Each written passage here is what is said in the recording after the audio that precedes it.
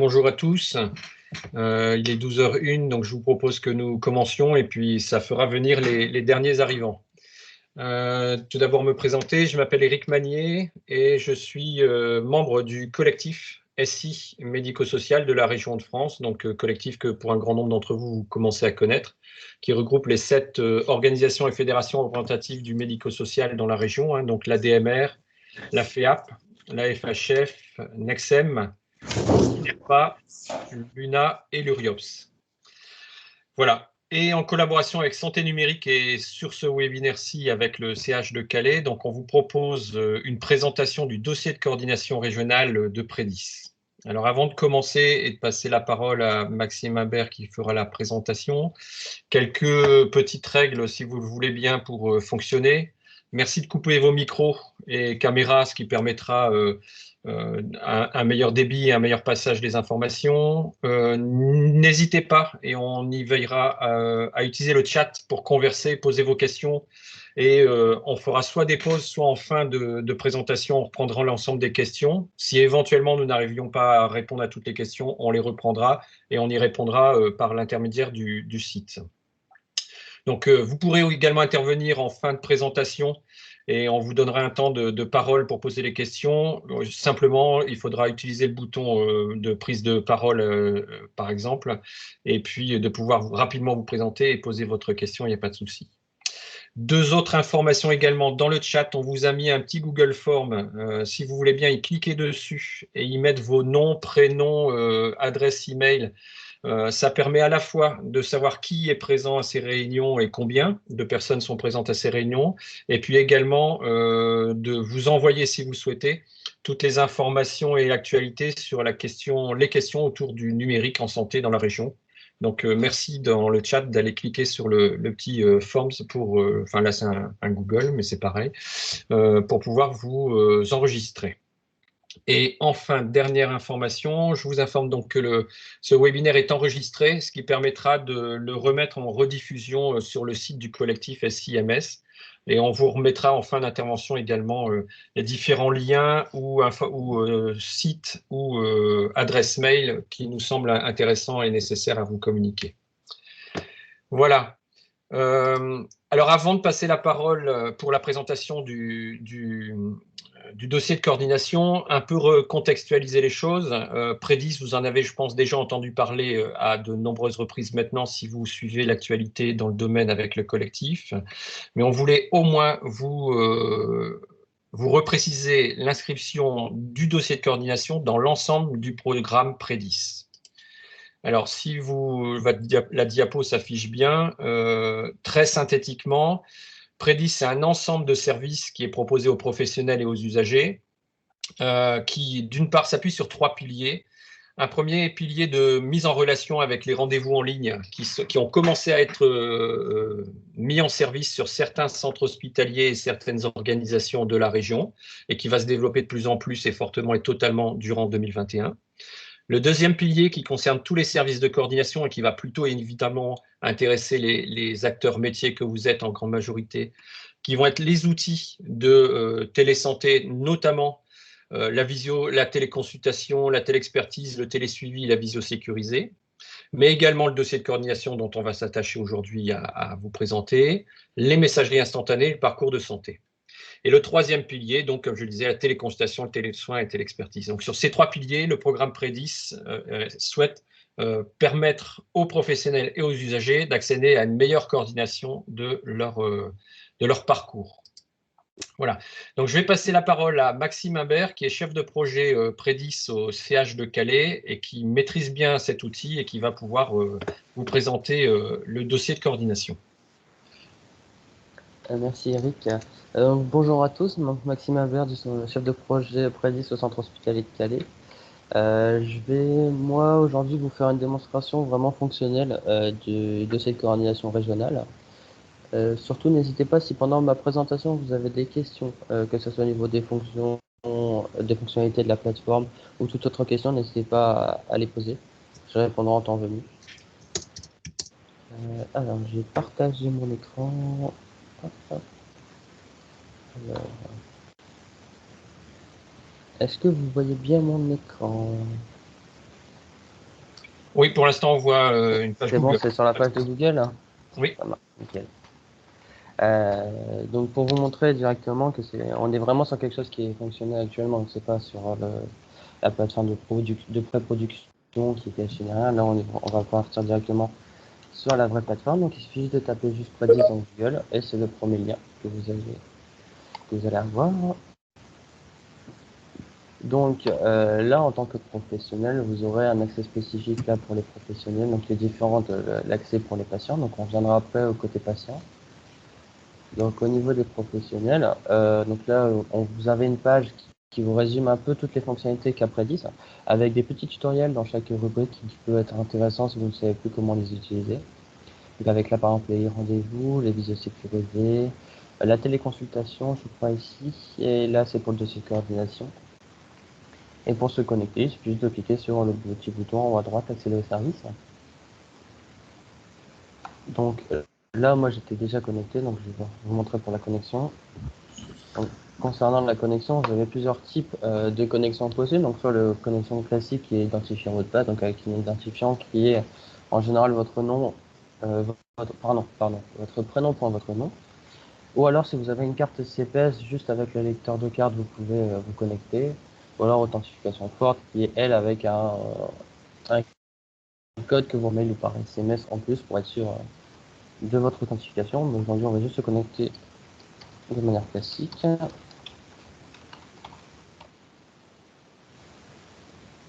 Donc une fois vous connecté, vous arrivez directement dans votre kiosque d'application. Donc là aujourd'hui, le module qui nous intéresse, c'est au niveau du dossier de coordination. Mais il y a d'autres modules tels que l'identité régionale, les rendez-vous, les téléconsultations, etc.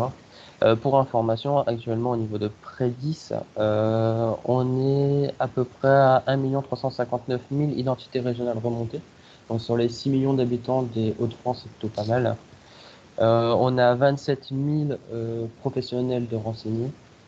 Et actuellement, sachant qu'il y a le centre hospitalier de Calais qui est fonctionnel, le CHU qui commence à l'être, le CHU d'Amiens et d'autres petits établissements qui commencent petit à petit à arriver, on est à 14 000 comptes patients prêts. Ce qui est plutôt un bon début. Donc, concernant le dossier de coordination, il suffit juste de cliquer sur le petit module et on arrive, ça nous ouvre notre page. Là, on espère que mon Google Chrome va bien accepter. Voilà.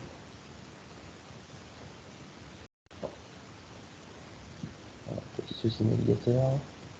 Donc ça, c'est du côté professionnel. Voilà à quoi ça ressemble le dossier de coordination régionale.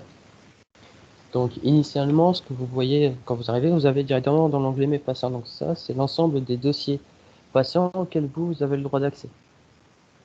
C'est-à-dire que vous avez déjà été sur le dossier du patient, ou alors on vous ajoute en intervenant sur le dossier du patient, mais c'est les dossiers auxquels vous avez le droit d'accéder.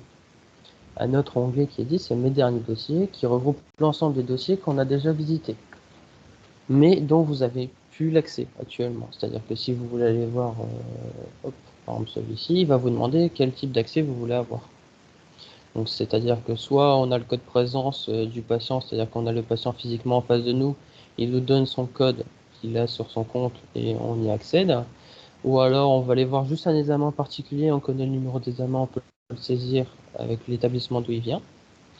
Ou alors on regarde juste les documents qu'on a déjà déposés sur le dossier du patient ou qu'on a été mis en destinataire sur les documents.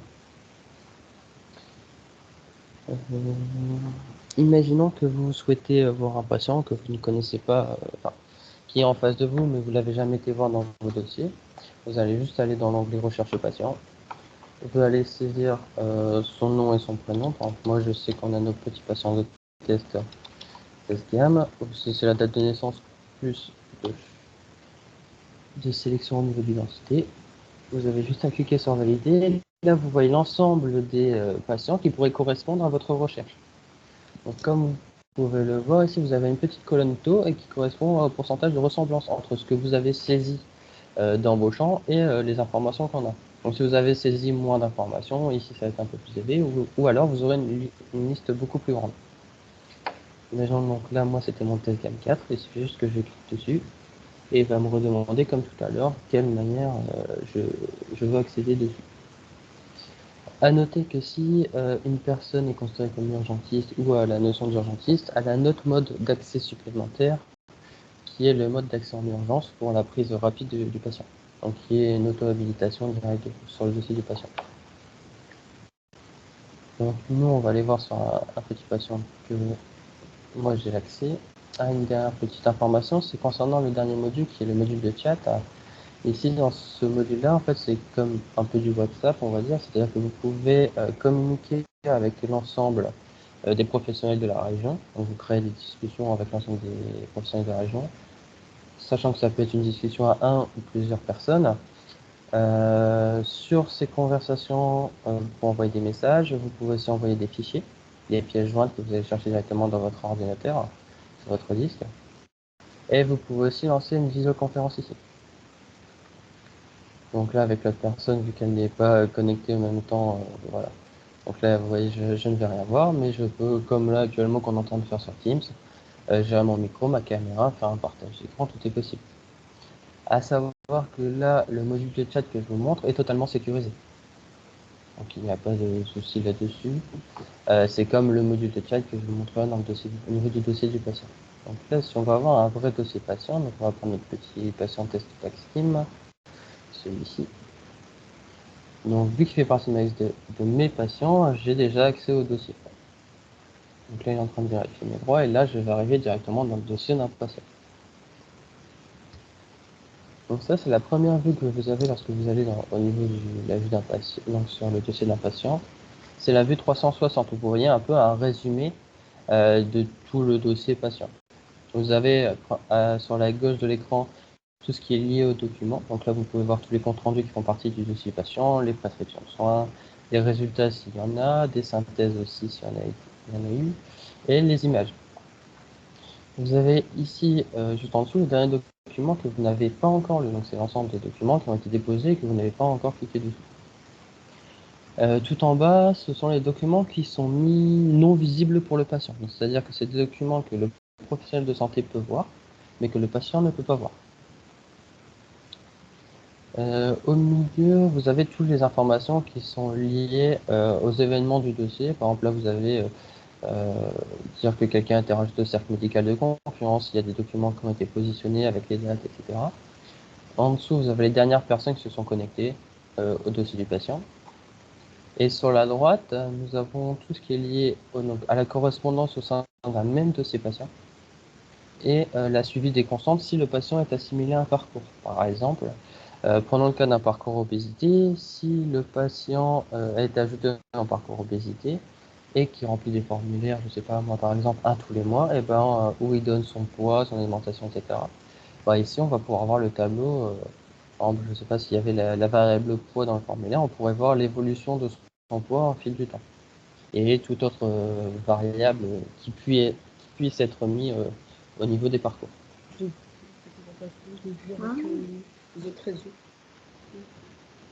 Une autre petite information qui est très visuelle, donc c'est par rapport à la ligne de vie, donc qui est liée à la vie documentaire. Ici, dans la ligne de vie, vous voyez l'ensemble des documents qui ont été déposés au fil du temps. Donc c'est très visuel avec des couleurs. Les couleurs, c'est lié au type de documents qui ont été déposés. Et par exemple, si on clique sur le document, ça ouvre une petite pop-up de visualisation du document. Si celle-ci est bien chargée. Voilà. Donc là, vous voyez, par exemple, ici, c'était une fiche de vaccination là, en cadre de la vaccination Covid. Et vous pouvez, si vous voulez, imprimer le document, l'ouvrir en plus grand, comme vous pouvez faire avec un PDF sur votre poste. Une autre possibilité pour voir les documents, c'est la vue documentaire. Celle-ci permet de trier les documents. Donc là, vous avez plusieurs types de triage. Soit c'est par type de document, soit par date, soit les nouveaux documents que vous n'avez pas lus, soit c'est par auteur de document. À savoir qu'au niveau des types de compte rendu, des types de documents, donc c'est l'ensemble des types de documents qui sont présents au sein du DMP, donc à laquelle on assimile un code link. Ce qui permet de trier les documents par type. Par exemple, là, les comptes rendus, vous avez plusieurs types de comptes rendus. Compte rendu passage aux urgences, compte rendu biologique, etc., etc. Ou aussi en imagerie. Par exemple, là, en imagerie, j'ai un examen d'imagerie crâne-os. J'ai juste à cliquer dessus et ils vont aller me chercher mon image au sein de mon PACS. Donc là, il faut le temps que l'image se charge. Et donc là, vous avez un véritable IRM. Donc il est en train de charger l'ensemble des images de la série. Et vous pouvez facilement visualiser les documents, les images. Vous voyez là, c'est vraiment une visualisation complète de l'image de la série. Sachant que vous pouvez l'afficher en plus grand si vous le souhaitez. Là, actuellement, les images que vous voyez sont non certifiées pour diagnostic ou clinique, pour la réalisation de diagnostic. Si vous voulez, par exemple, récupérer l'image pour en faire un diagnostic, il vous suffit juste de la télécharger et d'ouvrir avec une autre solution, si possible. Par exemple, nous, au sein du centre hospitalier de Calais, on peut télécharger l'image et avec une solution qui s'appelle Amaron, on réintègre l'examen au sein de notre PACS. On utilise notre propre PACS avec ces outils pour analyser les images. Entre Predis et l'UTMP, une connexion entre les deux. Pour l'instant, oui. Enfin, c'est en cours d'implémentation, c'est-à-dire que nous, au sein des centres hospitaliers, les documents que l'on envoie vers Predis sont aussi envoyés vers le DMP. Et à terme, on pourra, avec Predis, par exemple, aller chercher les documents qui sont présents dans le DMP. S'ils sont bien catégorisés, il n'y aura pas de souci.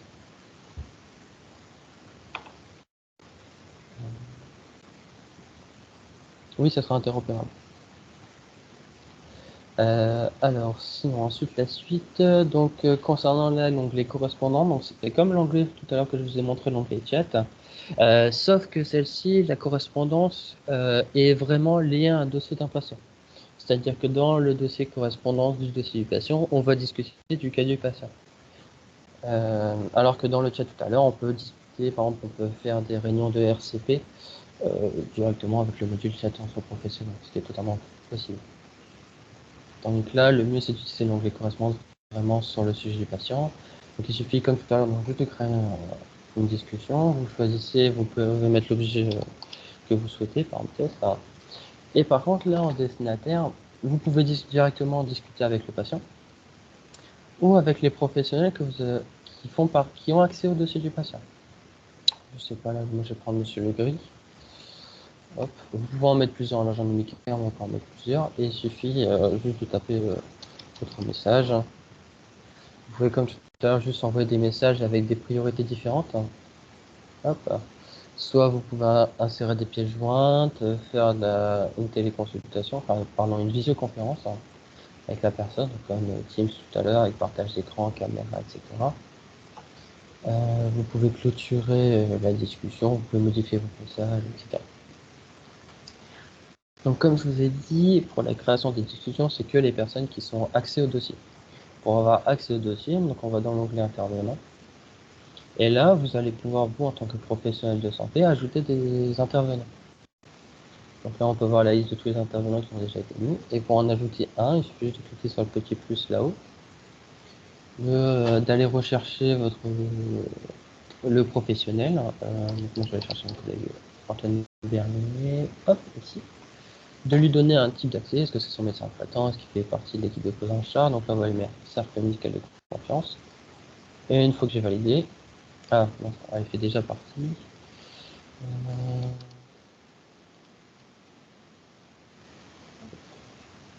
C'est normalement. Hop, vous voyez là, c'est ajouté. Et on peut aussi modifier quelqu'un, par exemple ici, on lui dit que cette personne-là n'a aucun droit. C'est-à-dire que ce professionnel-là n'a pas le droit d'accéder à votre dossier. C'est aussi une possibilité. En sachant que l'ensemble des intervenants que vous voyez là, qui ont été positionnés, du côté patient, le patient les voit. Donc, et peut modifier lui-même les accès aussi à ces professionnels de santé-là. Donc le patient a tous les droits possibles sur son dossier. Les personnes que vous ajoutez là en tant qu'intervenant verront le dossier de ce patient test Maxime directement dans leur liste Mes patients. Donc ça peut être une méthode pour dire à un professionnel, bah, je vous ai ajouté un document, etc. Je vous ai donné accès au patient. Bah, maintenant, vous pouvez y accéder et voir l'ensemble des documents. C'est une possibilité. Et ensuite, vous pouvez aussi, vous, une fois connecté sur le dossier du patient, déposer des documents. Donc, soit vous pouvez ajouter soit un seul document, soit faire un envoi de multiples documents. Donc là, nous, dans notre cas, on va juste ajouter un seul document. Donc, la chose à faire initialement, c'est choisir son type de document. Donc là, comme je vous ai dit, c'est comme pour le DMP, c'est lié au niveau des codes lignes qui sont derrière les documents. Donc chaque code correspond à l'intitulé, vous avez juste à choisir l'intitulé que vous souhaitez. Donc vous avez là l'ensemble des comptes rendus, vous pouvez mettre des prescriptions, les synthèses, etc. Là moi je vais faire une synthèse classique. Vous pouvez choisir le titre de la synthèse, le nom du document. Le petit cadenas ici, si vous voulez mettre le niveau de confidentialité du document, de base c'est standard, soit c'est en mode confidentiel, vraiment confidentiel, soit privé. Et le petit bonhomme que vous voyez ici, c'est pour choisir si le document est visible ou non au patient. Vous pouvez choisir des destinataires, donc d'autres professionnels qui pourraient le voir. Par exemple, Monsieur Lebris. Monsieur Lebris n'est pas retrouvé. Et vous pouvez là en dessous, soit directement taper votre synthèse, soit le rédiger au format texte comme vous le souhaitez, soit aller récupérer directement votre dossier, le fichier directement sur votre ordinateur. Donc il suffira juste d'aller récupérer votre fichier. Non, ça je pourrais pas, j'ai pas de document. Hop, on va prendre celui-ci. Hop, donc dès que vous déposez votre document, il va vous faire une prévisualisation du document. Vous aurez juste à valider la prévisualisation pour être sûr de bien être sur le bon patient. Donc là, il vous fait un récapitulatif. Donc avec le titre que vous avez mis, le type, les visibilités. Si c'est pas le bon, vous pouvez modifier le document, etc. Ou alors juste valider. Et dès que vous validez, vous mettez dans la vue documentaire au niveau du document.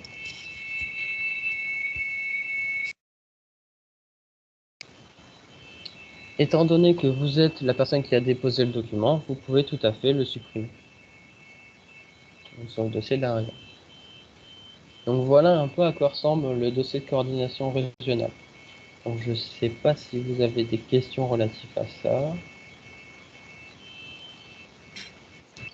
Merci Maxime. Donc déjà recadrer la chose. Donc pour ceux qui sont arrivés un petit peu après, là Maxime vous a présenté le dossier de coordination qui s'inscrit dans l'ensemble des services de Prédis. Le dossier de coordination est un des éléments, un élément fort, important, mais il est un des éléments du programme Prédis. On a bien vu qu'il y avait différentes fonctionnalités que Maxime nous a montrées, telles que la recherche de son patient ou usager, ou de la personne en tout cas que l'on accompagne ou que l'on souhaite accompagner, une vue 360 qui permet d'aller rechercher différents éléments qui nous sont pratiques dans notre quotidien de professionnel, une ligne de vie éventuellement qui est un peu plus chronologique, les documents dont les images notamment, différentes correspondances qui la concernent l'usager patient choisi, et puis également le chat sécurisé qui permet de discuter avec d'autres professionnels pour avoir des avis échangés sur une technique, une façon de faire, une procédure, ou etc. Et également dans le chat, la possibilité d'utiliser l'outil de visio sécurisé qui permettra alors d'échanger visuellement avec d'autres professionnels autour et pour un usager patient. Est-ce que vous avez des questions ou des remarques, des interrogations par rapport à ce dossier de coordination et votre pratique?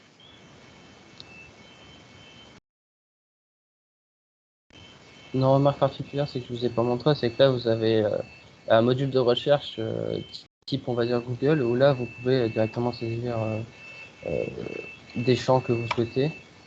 Et il va aller vous faire une recherche dans l'ensemble des documents qui sont présents dans le dossier. Si dans le contenu, il y a le mot que vous avez saisi, dans le contenu, dans le titre, au niveau de l'auteur, etc. Donc ça peut être une méthode pour rechercher un document largement plus rapide que d'aller voir dans la vue documentaire ou passer par la ligne de vie. Donc nous, Au sein du centre hospitalier de Calais, nos professionnels vont principalement utiliser cette option-là.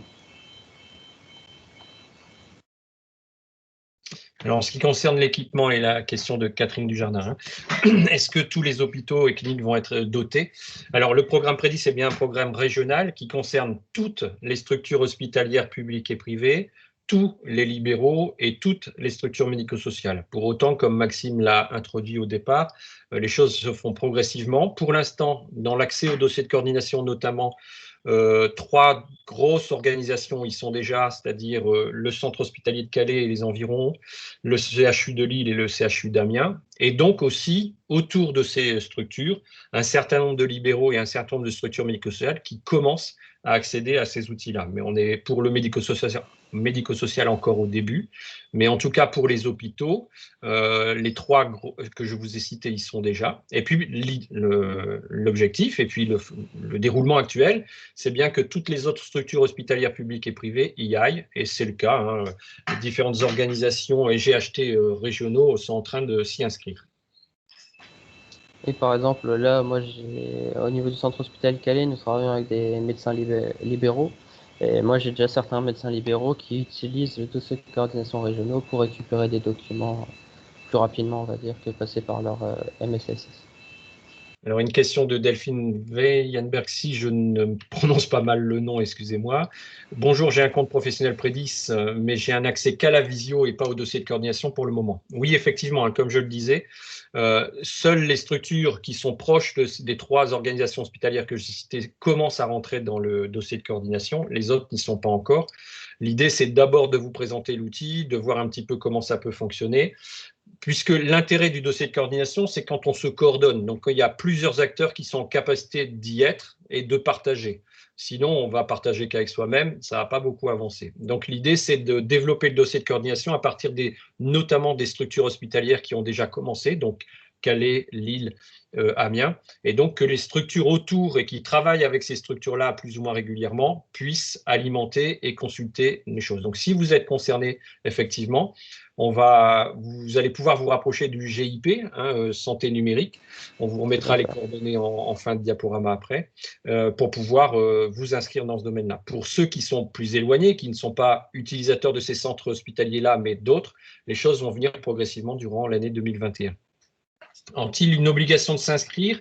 Alors, les professionnels ont-ils une obligation de s'inscrire, c'est ça? Ou les structures? Si ce sont les structures, oui, ce sont les structures et notamment les DSI et les directeurs des structures qui se rapprochent de l'ARS et du GIP santé numérique pour pouvoir faire la démarche, mais tous les centres hospitaliers publics y sont déjà. Et puis pour les professionnels, effectivement, il y a comme d'autres l'ont déjà fait, des inscriptions professionnelles. Maxime, tu disais combien il y avait de professionnels inscrits sur Là, actuellement, on a 27 000 professionnels de renseignés. En fait, c'est juste une alimentation du registre opérationnel des ressources des Hauts-de-France. Il faut que vous apparaissiez dedans. Et en fait, Prédis va aller chercher les personnes qui sont au niveau, donc référencées dans le ROR pour l'alimentation. N'hésitez pas à prendre la parole si les réponses ne sont pas aussi précises ou détaillées comme vous le souhaiteriez. À savoir aussi, c'est que si vous êtes un professionnel, je crois que vous pouvez faire la demande, je ne sais plus sur quel lien, vous pouvez faire la demande pour vous inscrire ici. Enfin, une demande d'inscription, voilà, ici. Quand vous avez pour vous connecter, vous avez une demande d'inscription ici avec des gens à remplir. Alors, beaucoup de questions par Marc Dachicourt. Donc, on a l'impression d'un dossier patient informatisé de service hospitalier. Quel intérêt pour les ESMS? L'intérêt est vraiment, alors il est très différent d'un dossier informatisé hospitalier, même si effectivement il y a des choses qui ressemblent. Je pense que plus il y aura d'utilisateurs médico-sociaux, plus Prédis va évoluer, mais il est surtout dans l'objectif de partager, de coordonner, c'est-à-dire comment un usager patient passant d'une structure à une autre, du domicile à l'hôpital, de l'hôpital à une structure médico-sociale, etc., quelles sont les informations que nous devons partager pour un bon accueil et une bonne prise en charge, prise en soin de cette personne. Donc, c'est vraiment la notion de coordination et de partage qui va être très développée dans Prédis, mais pas de stockage d'informations, des données en rapport avec un dossier de l'usager ou un dossier informatisé du patient. Deuxième question, Prédis va-t-il devenir obligatoire au niveau régional? Il n'y aura jamais d'obligation. Mais il y a bien évidemment, et vous l'avez peut-être vu dans l'actualité nationale, différents outils numériques qui sont créés actuellement et qui se développent très très vite sous l'égide de la DNS. Et bien évidemment, les outils régionaux de coordination vont se développer très très vite. C'est le cas dans différentes régions et le cas dans la région de France. Donc Prédis, son objet, plus nous serons nombreux à l'utiliser, plus la coordination sera facilitée entre les différents professionnels et pour le meilleur accompagnement de l'usager patient. Donc il n'y a pas d'obligation réglementaire, mais il y aura un souhait et surtout un usage, c'est-à-dire si ça me sert à moi professionnel, si ça me sert à moi usager, c'est ça qui développera l'usage de Prédis. Autre question, sera-t-il interopérable avec les DUI? Alors, en ce qui concerne les DUI, et si vous en avez l'information, il y a un appel à projet qui va sortir très bientôt. Je peux vous donner en avant-première la date. Il devrait sortir avant le 15 février, c'est-à-dire avant lundi prochain, si je ne me trompe pas. Voilà, il va sortir dimanche ou lundi, en tout cas sur le site de l'ARS. Et effectivement, la région et le national travaillons pour qu'il y ait une interopérabilité du DUI avec des outils SOC tels que le DMP ou la MSS, et également avec des outils tels que cet outil de coordination. Voilà. Alors, j'essaye de d'éplucher les différentes questions. Moi, je peux juste rajouter un petit détail. Vas-y, je t'en prie. Quel intérêt, par exemple, là, vous voyez que c'est à peu près comme un DPI, on va dire, sauf que Prédis, là, je vous ai montré qu'un module, c'est le dossier de coordination régionale. Il n'y a pas que ça. Vous avez des systèmes de services de téléconsultation, par exemple, de la téléexpertise. Vous allez avoir des parcours de soins régionaux qui vont être mis en place. Vous avez une gestion des rendez-vous en ligne, donc vous pouvez avoir un agenda en ligne, etc., avec des rappels de SMS, de mails, etc. Qu'est-ce qu'il va y avoir encore? Vous allez pouvoir créer des formulaires ou des choses comme ça. Tout ça est possible. En fait, le dossier de coordination régionale est vraiment qu'une brique parmi tout l'ensemble des briques, ce que je vous ai présenté. Tout à fait. Hein, c'était les 3 piliers qu'on a présentés en introduction. Tout à fait. Une question sur qui pourra bénéficier en tant que professionnel et accéder à cet outil et aux autres. Donc effectivement, ce seront les professionnels qui à ce jour ont soit un RPPS, soit un ADELI. Alors pour ceux qui sont moins près de ces sigles, ce sont les professionnels enregistrés, donc soit RPPS parce qu'ils ont un ordre, soit ADELI parce qu'ils sont professions dites paramédicales et qu'ils sont enregistrés sous un fichier qui s'appelle le fichier ADELI.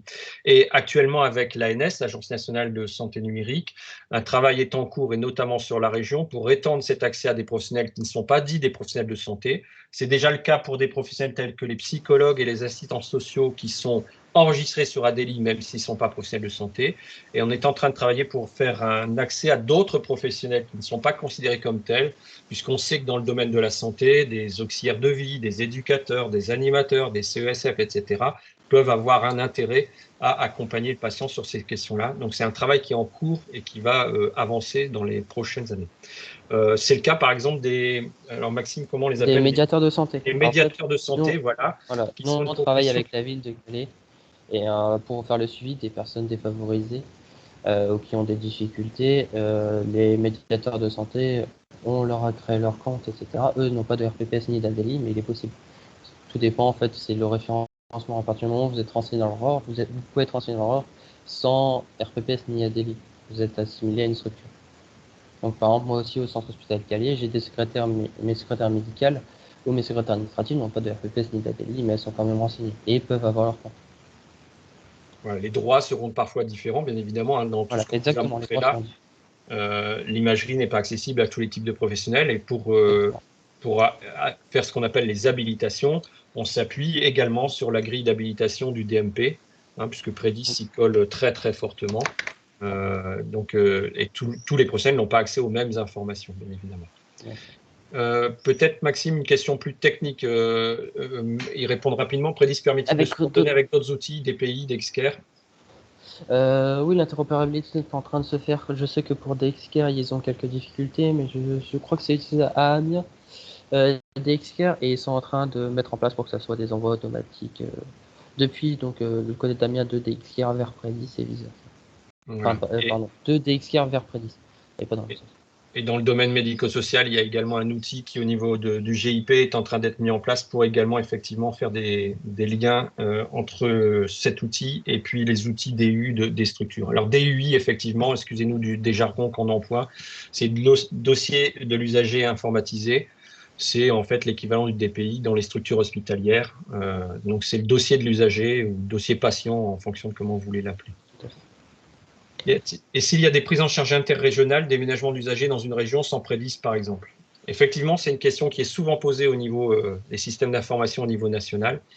Alors, vous avez, bien évidemment, vous connaissez le DMP et le lien entre Prédis et le DMP sera pour ça, puisque dans la coordination quotidienne ou hebdomadaire autour d'un patient, on a besoin de certaines informations et documents. On n'aura pas besoin des mêmes pour un transfert de dossier si une personne déménage entre Lille et Marseille. Donc, le DMP va permettre de faire ce lien. Et puis, l'État est en train de mettre en place l'espace national de santé qui va lui permettre également d'améliorer aussi le passage de cette nouvelle frontière qui est la frontière régionale. À chaque fois qu'on développe des nouveaux outils, effectivement, hein, il y a toujours cette question de frontière et cette question, on pourrait la poser également pour l'étranger, notamment avec la Belgique qui nous est proche, etc. Donc il y a des choses qui sont en train de se mettre en place. Après, à savoir aussi, c'est que vu que là, je vous ai montré le côté professionnel, mais là, je vais juste vous montrer après le côté patient. Mais si vous déménagez, je sais pas, vous partez en vacances par exemple à Marseille, vous pouvez juste vous connecter sur votre compte patient et montrer ça au médecin que vous avez à Marseille. Ça, vous pouvez aussi le faire. C'est aussi une manière de récupérer les documents, même si vous n'êtes plus dans la région des Hauts-de-France, mais dans une autre région. Tout à fait. Sur la question de existe-t-il un autre appel à projet sur le déploiement du numérique? Alors, si vous faites référence à l'appel à projet par rapport au DUI, au dossier de l'usager informatisé qui va sortir le 15 février, donc cet appel à projet, donc vous retrouverez, et je vais vous donner les informations tout de suite après pour les liens, les informations sur le collectif. On a fait un article dessus assez complet avec plein de ressources. Donc cet appel à projet fait référence à ce qu'on appelle le fonds d'amorçage, qui est doté de 30 millions par la CNSA hein, et qui va faire ce premier lancement.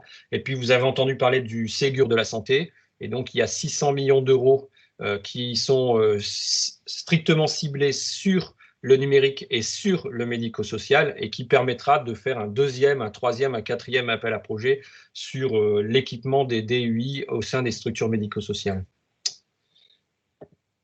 Est-ce que j'ai répondu à toutes les questions ?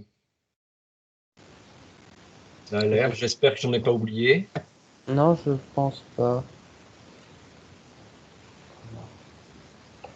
Alors, dans ce cas, et s'il n'y a plus de questions, je repartage mon écran. Est-ce que vous voyez bien?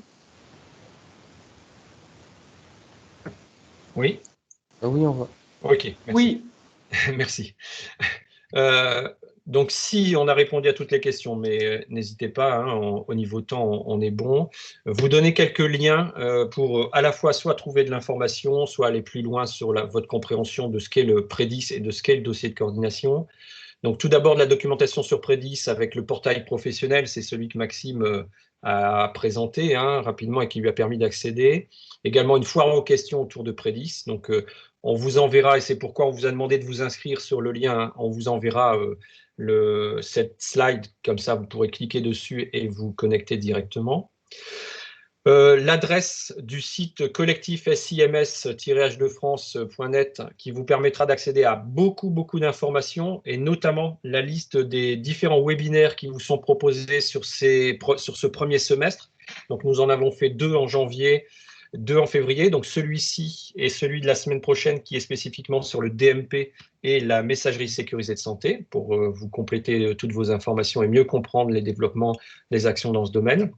Mais également beaucoup d'autres informations. Vous y retrouverez également, dès qu'il sera publié, le lien pour l'appel à projet DUI dont nous parlions. Les informations venant de Santé Numérique, donc qui est le GIP, le GRADES comme on l'appelle de la région, avec à la fois sa page d'accueil et à la fois le catalogue SIMS qui reprend différentes informations sur les services proposés aux structures médico-sociales. Et puis, on aurait pu vous en mettre beaucoup, mais au moins au niveau national, un document qui est la trajectoire du numérique en santé adaptée pour le secteur médico-social, puisque vous savez qu'il y a une feuille de route que l'État a déroulée le 11 septembre 2019 avec Dominique Pons, c'était le lancement à Lille. Et cette feuille de route a été adaptée avec une trajectoire du numérique spécifique au médico-social en une trentaine de points que vous pourrez retrouver sur ce lien qu'on vous enverra. Voilà. Donc, on vous a ciblé quelques informations, il y en a beaucoup d'autres, mais au moins que vous puissiez retrouver ces quelques informations qui nous semblaient plus importantes et prioritaires. Voilà. Y a-t-il encore d'autres questions pendant que j'ai quitté l'écran? Apparemment, oui. Je vais essayer de les reprendre en même temps. Alors, si tu veux, je peux te les donner. C'est les Non, professionnels mais des ECMS avec un numéro daily peuvent-ils déjà demander un accès à Prédis? Oui, ils tout à peuvent fait. déjà. Pour l'instant, exclusivement sur des outils tels que la téléconsultation pour les médecins et les professionnels de santé des structures médico-sociales ou la visio sécurisée pour les autres professionnels de santé des structures médico-sociales, donc ceux qui ont un numéro ADLI ou RPPS. Pour les services de coordination, le dossier de coordination, on vient d'en parler, hein, ça dépendra du secteur géographique. D'abord Calais, Lille, Amiens, avant d'aller plus loin, puisque l'intérêt, c'est l'usage, et donc il faut qu'il y ait des documents partagés pour aller plus loin. À savoir que par exemple, par rapport à l'accès au dossier de coordination, actuellement, Calais, nous, on est vraiment fonctionnel et opérationnel. Donc, c'est-à-dire que, comme vous avez pu voir, on envoie des comptes rendus de notre DPI, on envoie des comptes rendus de laboratoire, on envoie de l'image, on envoie des prescriptions, etc. Par exemple, je sais qu'à Lille, actuellement, ils envoient que les comptes rendus de laboratoire. Donc, Oui, ça va vraiment commencer à s'agrandir de plus en plus au fur et à mesure que les établissements vont essayer à régler les problèmes d'interopérabilité, etc. et qui commencent à vraiment envoyer les documents. tout à fait, hein. Donc on va dire que le secteur géographique, grâce au CH de Calais le plus avancé, c'est effectivement Calais-Saint-Omer. Ensuite vient Amiens qui a bien avancé également en termes de Aussi, oui. partage et de fonctionnalité, puis Lille, et puis les autres vont suivre courant 2021. C'est ça. Dernière question, avant-dernière question sur le parcours périnatal, effectivement. Alors, je ne saurais pas répondre précisément, mais effectivement, c'est un travail qui est en cours, hein, si je ne me trompe pas, à moins que Maxime, tu aies plus d'infos. C'est bien ça en fait actuellement. Alors d'après ce que j'ai compris, c'est que Madame Delescluze, excusez-moi si j'ai mal prononcé, vous avez travaillé sur le dossier de parcours prénatal, donc sur la mise en place. Le lien qu'il y aura entre les différents parcours et le dossier de coordination, c'est-à-dire que vous pourrez en un simple clic passer de l'un à l'autre. C'est-à-dire que depuis votre parcours, vous aurez un bouton qui s'appellera dossier de coordination régionale et vous cliquerez dessus et vous atterrirez sur le dossier de coordination régionale. À savoir que s'il y a comme je vous ai dit tout à l'heure, des variables liées au parcours, etc., vous pourrez aussi les voir directement dans le dossier de coordination régionale.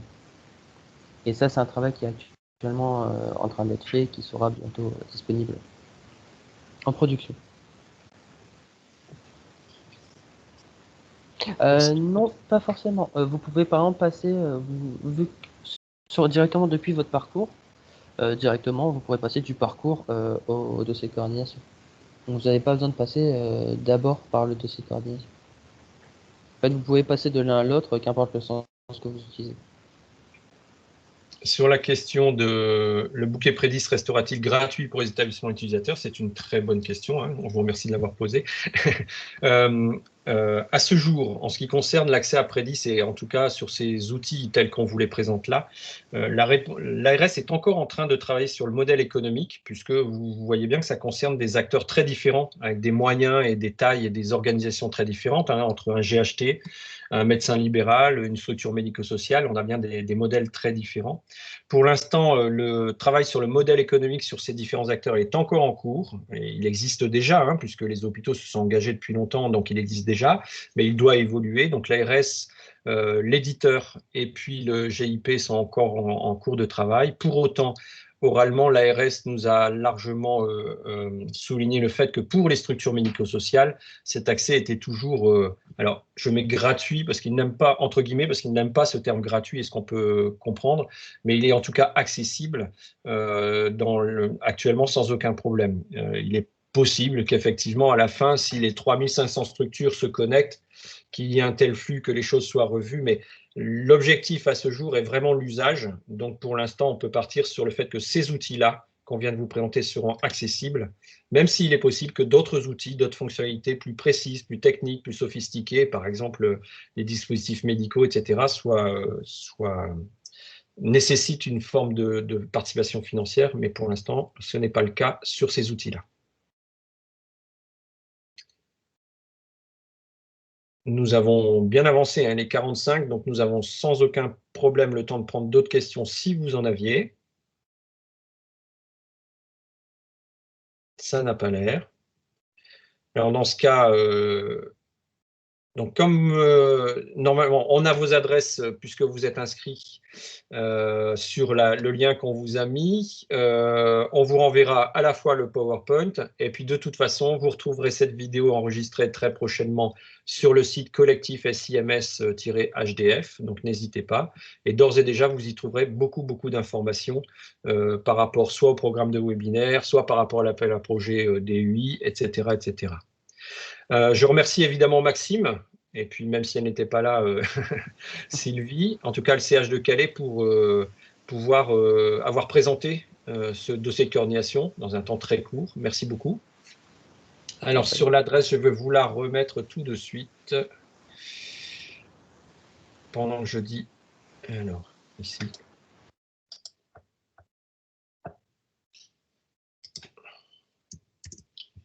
Voilà, je vous l'ai remise pour l'adresse pour vous inscrire.